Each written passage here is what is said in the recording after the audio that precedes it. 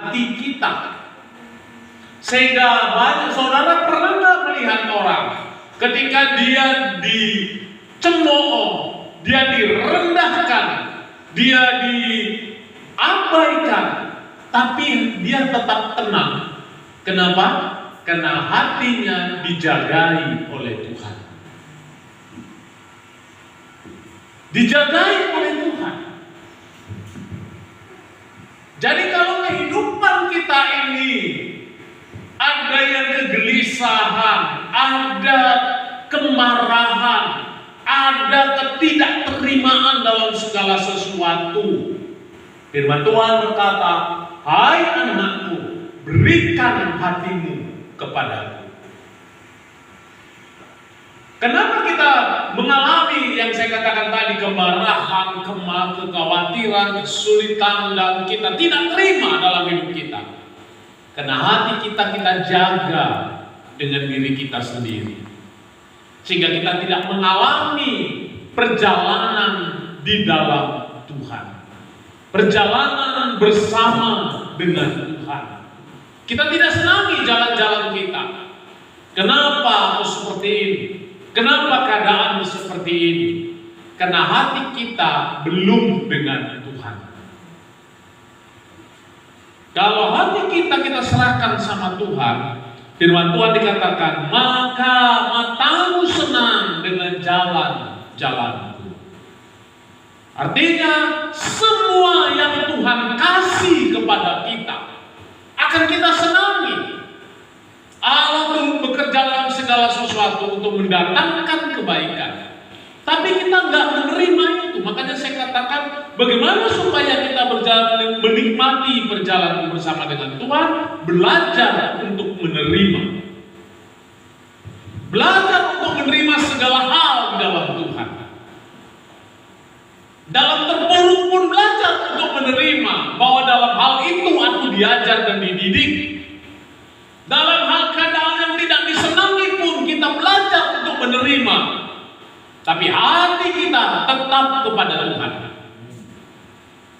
Tidak bergeser lagi hati kita kepada siapapun. Karena firman Tuhan berkata, berikanlah hatimu kepadaku. Jadi Tuhan hanya melihat hati dan meminta hati kita kepada Dia. Makanya kalau hati ini saudara berbicara tentang kita kenal Dia lewat hati. Makanya ketika Alkitab menuju pada perjanjian baru semakin disempurnakan. Contohnya tentang persembahan-persembahan. Apa dikutip dari pada waktu Musa? Berikan persembahan. Tapi ketika masuk ke mendekati perjanjian baru, Tuhan bilang, gak penting persembahan, yang penting itu pengenalan hatimu tentang aku.